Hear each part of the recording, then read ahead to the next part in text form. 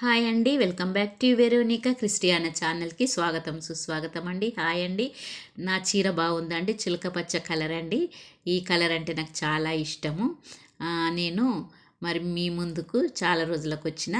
అయితే చూడండి మరి మా పుప్పడి చెట్టు దగ్గర నేను ఒక పొప్పడికాయ పండు బారిన కాయను కోస్తున్నానండి. అయితే అది పండు బారేదాకా నేను ఆగిన. ఇన్ని రోజులు ఇంతకుముందు ఒక పొప్పుడికాయను పప్పులో వేసి ఏ విధంగా కూర వండుకోవాలో చూపించనండి. మరి ఆ యొక్క కాయల్ని ఇప్పుడు నేను పండుబారినాకనే తినాలని నేను అనుకున్నా. చూడండి కాయ ఏ విధంగా ఉందో. అయితే దానిపైన కొంచెం చిన్న చిన్న చెత్తగా ఉంది చూడండి, తీసేస్తున్నా. దాన్ని నేను ఈరోజు బ్రేక్ఫాస్ట్ కోసము తినాలనుకుంటున్నా. ఈ యొక్క పొప్పుడికాయ పొట్టిగా ఉందండి, గుండ్రటి కాయగా ఉన్నది. అయితే ఈ పొప్పుడికాయ లోపట పొడుగు పొప్పడికాయలు ఉంటాయి కదండి. ఆ పొడుగు పొప్పడికాయలు పచ్చిగా ఉన్నప్పుడు నేను చెట్టు పైన చూశానండి, మీకు చూపిస్తాను. అయితే నాకు ఆ పొడుగున్న పొప్పడికాయలు చూస్తే చాలా విచిత్రం అనిపిస్తుందండి. అవి సన్నగా పొడవుగా ఉన్నాయండి. ఇంత పొడవుగా ఇలా ఉంటాయా నాకు అనిపించింది. వాటిని కూడా చూపించాలనిపించింది నాకు. కానీ అది పెద్ద పెరిగిన తర్వాత ఇట్లా ఎంత లావుగా ఉండి ఆ పొప్పడికాయ పెద్దగా తయారవుతుందో చిన్నప్పుడు చూస్తే ఆ విధంగా విచిత్రం అనిపించిందండి. మరి నేను పొప్పడికాయను కడిగి చూపించిన కదా చూడండి. ఇప్పుడు నేను దాన్ని కట్ చేస్తా. అయితే ఈ యొక్క పొప్పడికాయ మన సొంతగా ఒక చెట్టు పెట్టుకున్నప్పుడు, అది పువ్వులు ఇచ్చినప్పుడు, కాయలను ఇచ్చినప్పుడు ఎంత సంతోషం అనిపిస్తుందో మరి నేను అనుభవించి చూసినండి. మరి మీరు కూడా ఏ చెట్టు అయినా కూడా మీరు మీ ఇంటి ముందు పెట్టుకొని చూడండి. అయితే ఈ యొక్క చెట్టు నేను తీసేద్దాం అనుకున్నా కానీ తీసివేయకముందు ఎన్ని ఫలాలను ఇస్తుందో నాకే బాగా అనిపించిందండి, సంతోషం అనిపించింది. అయితే ఇప్పుడు నేను ఈ యొక్క కాయను కట్ చేస్తున్నా కదండి, దాని లోపట ఏమైనా విత్తనాలు ఉన్నాయో చూద్దాము. పొప్పడికాయలో చూడండి ఏం విత్తనాలు లేవండి.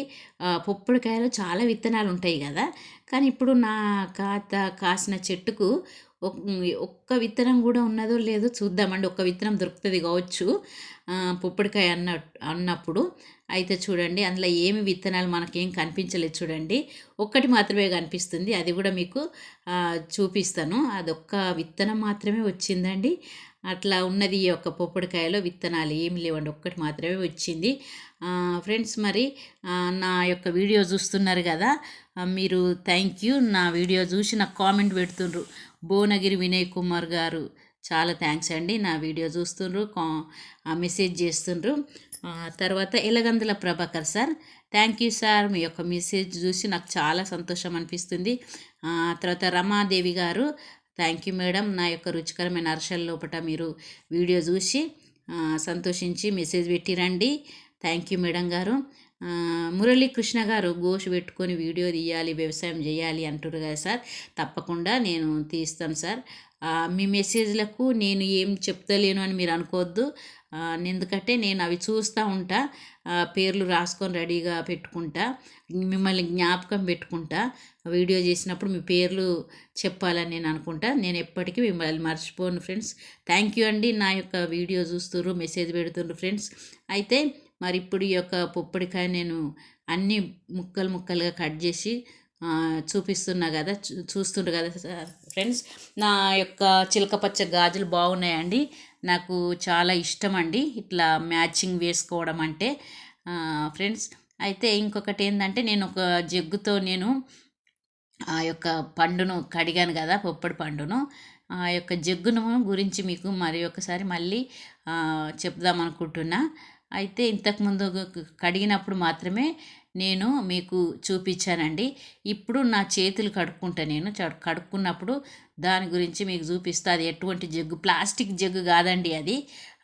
మరి మంచి ఒక కుమ్మరి వాళ్ళు చేసిన జగ్గు. చూడండి నా యొక్క పొప్పడికాయలు ఎన్ని పీసులు వచ్చినాయో కట్ చేసిన తర్వాత. నాకు బ్రేక్ఫాస్ట్కు సరిపోతాయండి అవి. మీరు కామెంట్ పెట్టండి. ఇంతకంటే నేను ఎక్కువ తింటున్నా, నేను భోజన ప్రియురాలని కదా, ఇంతకంటే నేను తక్కువ తింటున్నా ఫ్రెండ్స్. తర్వాత మరి నేను ఆ జగ్గును చూపిస్తా, చేతులు కడుక్కుంటా. చూడండి ఆ జగ్గు ఎట్లా ఉన్నదో చూడండి.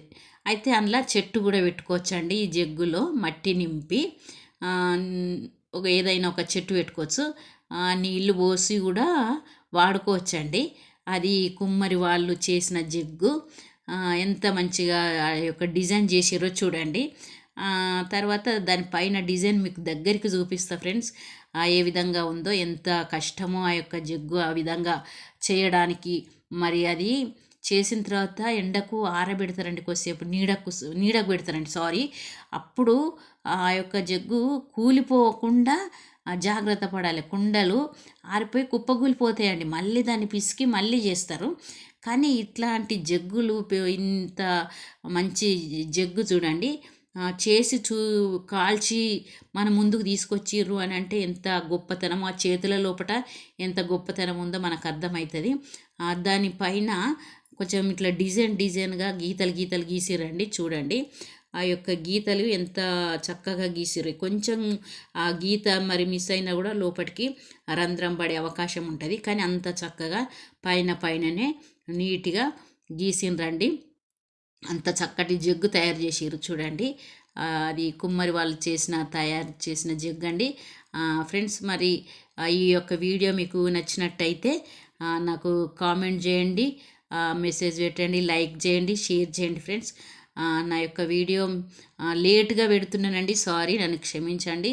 తప్పకుండా మళ్ళీ మీకు తొందరగానే వీడియోలు లోపల చూడండి ఫ్రెండ్స్. ఆ జగ్గు లోపల ఎంత ప్లేస్ ఉందో, స్థలం ఉందో, ఎన్ని నీళ్ళు పడతాయో కూడా చూడొచ్చు.